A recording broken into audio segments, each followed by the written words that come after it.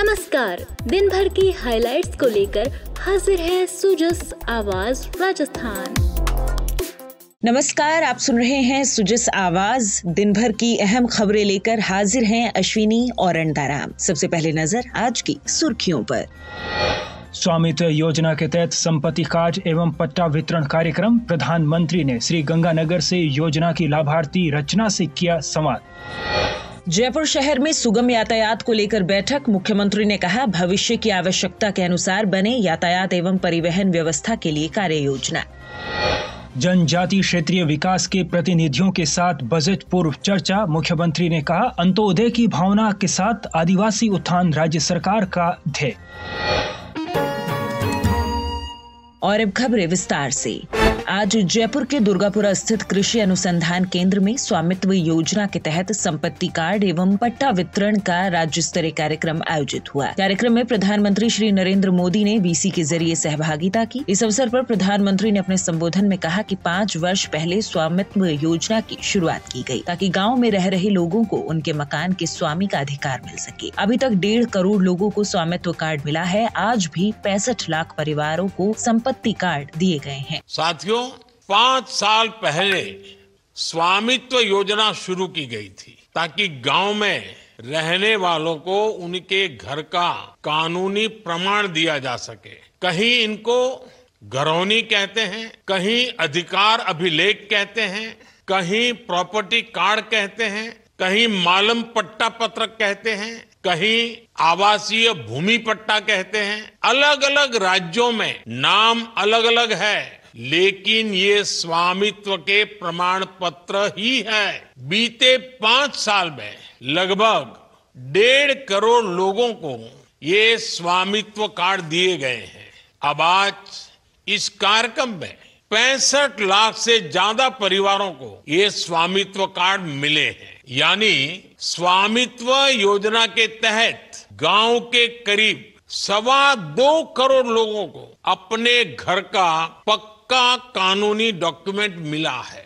मैं इन सभी को बहुत बहुत बधाई देता हूं, अपनी शुभकामनाएं देता हूं।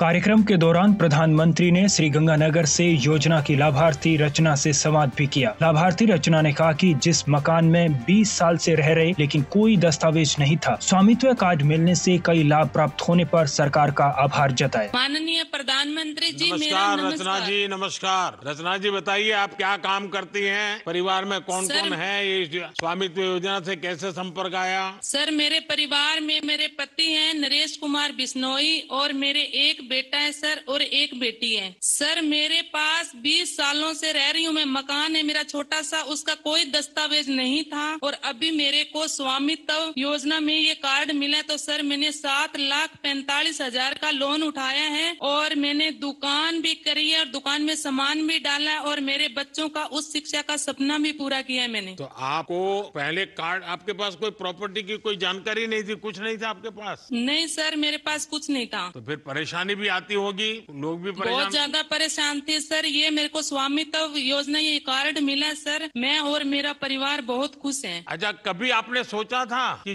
20 साल जब हो गए आपके पास कुछ रहा ही नहीं, तो आपने तो आशा छोड़ दी होगी? तो आपने कभी सोचा था ऐसा कभी होगा? सर, मैंने कभी नहीं सोचा था भी ये कभी होगा क्या। 20 सालों से रह रही हूँ सर उसी मकान में। अच्छा, आपको स्वामित्व योजना से और क्या क्या लाभ हुआ, आप बता सकती हैं? इससे मेरे को एक तो SBM योजना मिली है और सर मैंने मुद्रा लोन भी उठाया है 8 लाख रुपए और मैं राजीविका में भी जुड़ी हुई हूँ। इस अवसर पर कार्यक्रम को संबोधित करते हुए मुख्यमंत्री श्री भजनलाल शर्मा ने कहा कि हमारी सरकार द्वारा ग्रामीण विकास, भूमि सुधार कार्यक्रम और डिजिटल भू अभिलेखों के आधुनिकीकरण के बारे में विस्तृत जानकारी प्रदान की गई। हमारी सरकार का लक्ष्य है कि प्रत्येक ग्रामवासी को उनकी संपत्ति का वैधानिक अधिकार मिले, जिससे वे अपनी भूमि का उचित उपयोग कर सकें और आर्थिक समृद्धि की ओर अग्रसर हो सके। इस योजना के माध्यम से ग्रामीण क्षेत्रों में संपत्ति संबंधी विवादों में कमी आएगी और ग्रामीण अर्थव्यवस्था को नई दिशा मिलेगी। देश के यशस्वी प्रधानमंत्री नरेंद्र मोदी जी ने ये स्वामित्व की योजना का अभियान जो छेड़ा है और ये समाप्त होने वाला नहीं है। आने वाले समय में भी ये चलता रहेगा, क्योंकि हमारे उन गरीब मजदूर किसान भाइयों को इसका लाभ मिले। स्वामित्व योजना ड्रोन और GIS तकनीकी का उपयोग कर ग्रामीण आबादी क्षेत्रों में संपत्ति के मालिकों को अधिकारों का रिकॉर्ड प्रदान कर ग्राम सुशासन और सशक्तिकरण को बढ़ावा दिया है। इस योजना का श्रेय माननीय प्रधानमंत्री जी को जाता है, जिन्होंने 24 अप्रैल 2020 को राष्ट्रीय पंचायती राज दिवस के अवसर पर इस योजना को प्रारंभ किया था। लेकिन आपने देखा होगा माननीय प्रधानमंत्री जी ने आत्मनिर्भर भारत के निर्माण का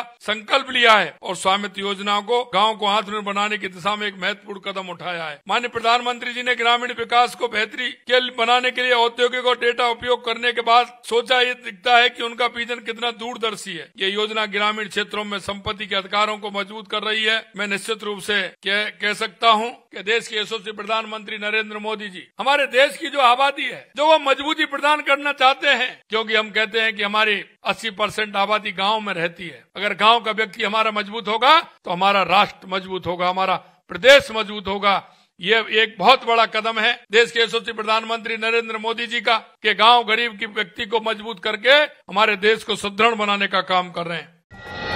मुख्यमंत्री श्री भजनलाल शर्मा ने कहा कि आमजन को परिवहन के सुगम साधन उपलब्ध करवाने और निर्बाध यातायात व्यवस्था के लिए राज्य सरकार कार्य कर रही है और इसके लिए आवश्यक सुविधाओं और मानव संसाधन की किसी भी प्रकार की कमी नहीं आने दी जाएगी। उन्होंने कहा कि वक्त के साथ शहरों की बढ़ती जनसंख्या और विस्तार को ध्यान में रखते हुए यातायात एवं परिवहन व्यवस्था के लिए दूरगामी सोच के साथ कार्य योजना आवश्यक है। इसके लिए संबंधित विभाग आपसी समन्वय बनाकर विस्तृत रिपोर्ट तैयार करे। मुख्यमंत्री श्री शर्मा शुक्रवार को मुख्यमंत्री आवास पर जयपुर शहर में सुगम यातायात प्रबंधन को लेकर आयोजित बैठक को संबोधित कर रहे थे। उन्होंने कहा कि प्रदेश की राजधानी और प्रमुख शहर होने के कारण जयपुर में यातायात दबाव अन्य शहरों की तुलना में अधिक है। यहाँ की यातायात समस्या का स्थायी समाधान निकालने के लिए चरणबद्ध रूप से प्लानिंग बनाकर कार्य करना आवश्यक है। मुख्यमंत्री ने अधिकारियों को निर्देश दिए कि सिटी ट्रांसपोर्ट सिस्टम में नई CNG और इलेक्ट्रिक बसों को जल्द से जल्द शामिल किया जाए ताकि लोगों को सुचारू एवं प्रदूषण मुक्त परिवहन सेवा उपलब्ध हो सके। मुख्यमंत्री ने कहा कि शहर में यातायात व्यवस्था के सुचारू संचालन के लिए यातायात पुलिस कर्मियों की संख्या बढ़ाई जाए। तब तक वैकल्पिक व्यवस्था के रूप में होमगार्ड और RAC बटालियन के जवानों को यातायात संचालन के लिए लगाया जाए।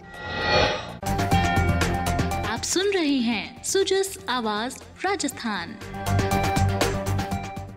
बढ़ते हैं आगे। मुख्यमंत्री श्री भजनलाल शर्मा ने कहा कि जनजातीय क्षेत्र का विकास देश और प्रदेश की समावेशी प्रगति का आधार है। आदिवासी कल्याण और सशक्तिकरण से ही प्रदेश का सर्वांगीण और समावेश विकास सुनिश्चित होता है। उन्होंने कहा कि राज्य सरकार पंडित दीनदयाल उपाध्याय की अंत्योदय व एकात्म मानववाद की अवधारणा को आत्मसात करते हुए आदिवासी समाज के समग्र उत्थान के लिए पूरी प्रतिबद्धता के साथ कार्य कर रही है। इसी दिशा में राज्य सरकार ने आदिवासी समाज के विकास के लिए अहम निर्णय लिए हैं, जिससे समाज को मूलभूत जरूरतों से लेकर उन्नति के अवसर तक हर कदम पर मदद मिल रही है। श्री शर्मा शुक्रवार को मुख्यमंत्री कार्यालय में जनजातीय क्षेत्रीय विकास विभाग के हितधारकों के साथ आगामी वित्तीय वर्ष 2025-26 के संबंध में आयोजित बजट पूर्व बैठक में चर्चा कर रहे थे। उन्होंने कहा कि राज्य सरकार का प्रयास है कि सभी वर्गों और उनके कार्य करने वाली संस्थाओं की भागीदारी सुनिश्चित करते हुए समावेशी बजट तैयार किया जाए। उन्होंने आश्वस्त किया कि जनजातीय क्षेत्र के विकास व उत्थान से संबंधित विषयों पर मिले सुझावों का उचित परीक्षण कर आगामी बजट में शामिल करने का प्रयास किया जाएगा, ताकि आगामी बजट में जनजातीय क्षेत्रों के विकास को और अधिक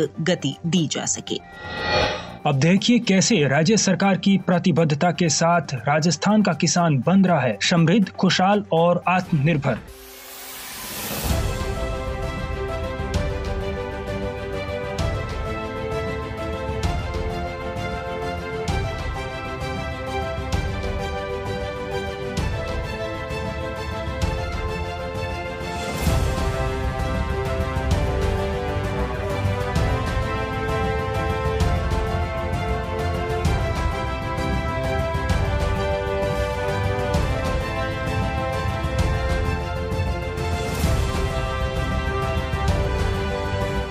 अपने किसान के बेटे पर भरोसा किया है, कभी भी आपके भरोसे को टूटने नहीं देंगे, ये हम आपको विश्वास दिलाते हैं। सुजस पॉडकास्ट में आज के लिए इतना ही। हमें दीजिए इजाजत, फिर होगी आपसे मुलाकात। अब तक के लिए नमस्कार।